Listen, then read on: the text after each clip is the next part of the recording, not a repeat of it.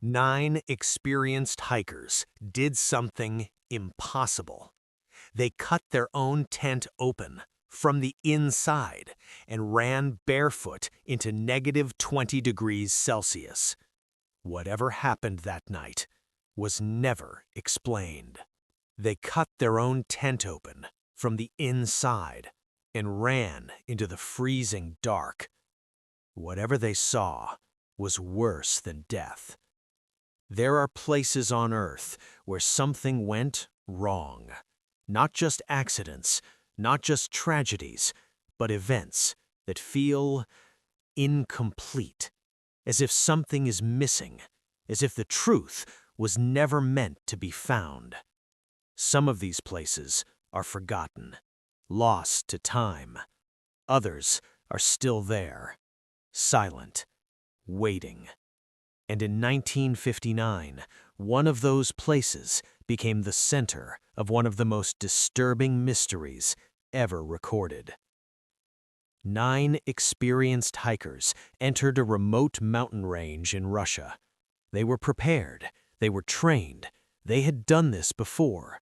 They knew the risks, they understood the cold, they respected the mountains, and yet they never should have died. But something happened that night, something that forced them to make a choice that no one can explain. The group was led by Igor Dyatlov, a young but highly respected hiker. He wasn't reckless, he wasn't inexperienced, he was known for being calm, methodical, and precise, the kind of leader people trusted, the kind of person who didn't make fatal mistakes. The rest of the team were just as capable. Students, engineers, athletes, all of them trained in winter expeditions, all of them familiar with harsh environments. They weren't explorers chasing danger. They were disciplined, prepared, calculated. They had equipment, they had food, they had a plan.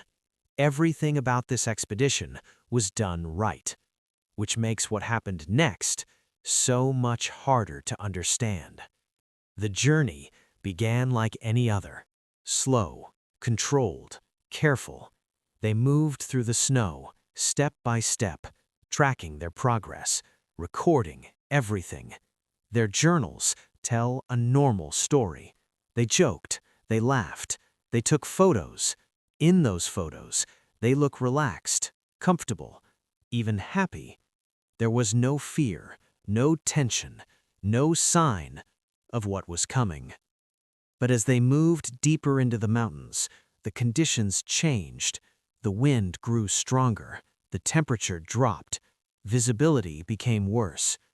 Still, nothing unusual, nothing they couldn't handle, until they reached the slope of a mountain known as Kolatsyakl, which translates to Dead Mountain. It was getting late. The weather was turning. Instead of continuing, they made a decision. They would camp on the slope, not in the forest below, not in a protected area, but exposed, vulnerable. It wasn't the safest choice, but it wasn't a fatal one either. Experienced hikers sometimes do this. They set up the tent, secured it, prepared for the night. Inside, it would be warm enough, safe enough. They had survived nights like this before. But this night would be different. At some point, something changed. We don't know when, we don't know how, but we know something happened. Something powerful enough to override logic, to override training, to override survival instinct. Because what they did next makes no sense. They cut their way out of the tent, from the inside, not carefully, not slowly, but urgently, as if staying inside was no longer an option, as if something outside was less dangerous than whatever they believed was about to happen inside. And then they ran. They didn't dress properly. They didn't take supplies. They didn't stop to think. They ran into the freezing dark, Temperatures below -20 degrees Celsius, wind cutting through the night, snow covering everything. And yet, they chose that. They chose certain death over staying inside the tent. Whatever they saw, whatever they heard, whatever they felt, it terrified them beyond reason. When the group failed to return, a search team was sent out. Days passed, then weeks. The conditions made everything harder.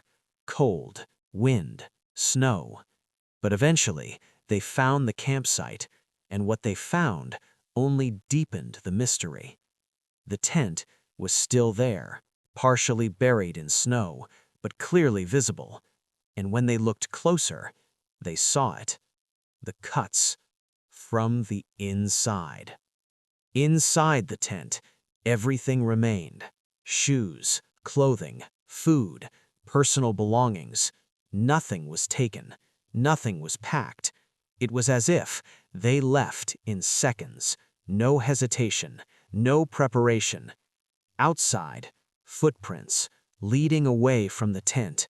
Clear, organized, not chaotic, not scattered, which makes it even stranger because it suggests they weren't being chased. They walked, or at least started walking, barefoot, in socks, into the freezing night. The first bodies were found near a tree, not far from the forest edge.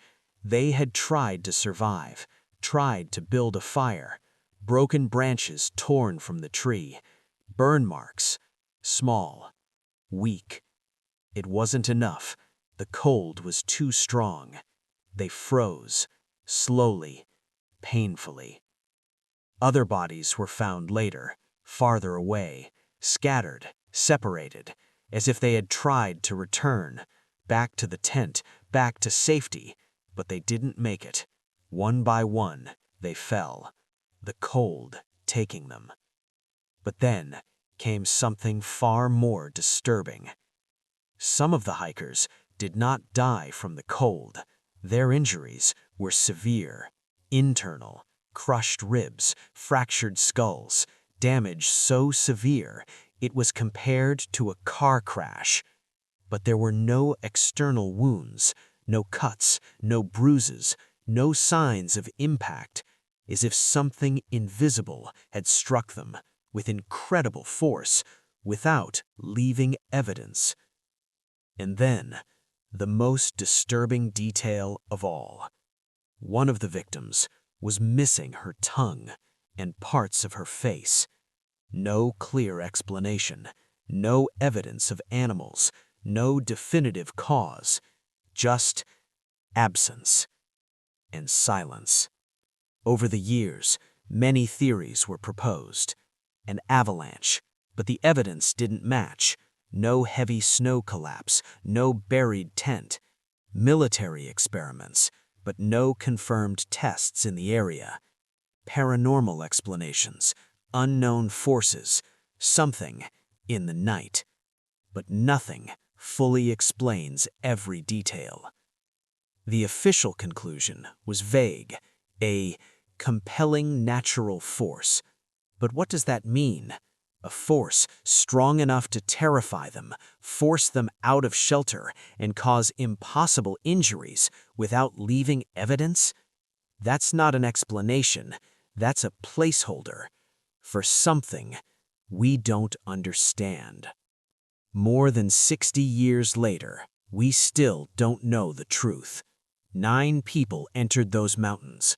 Only silence came back. And maybe whatever happened that night was never meant to be explained. Maybe some mysteries aren't meant to be solved. And maybe whatever they saw is still out there, waiting.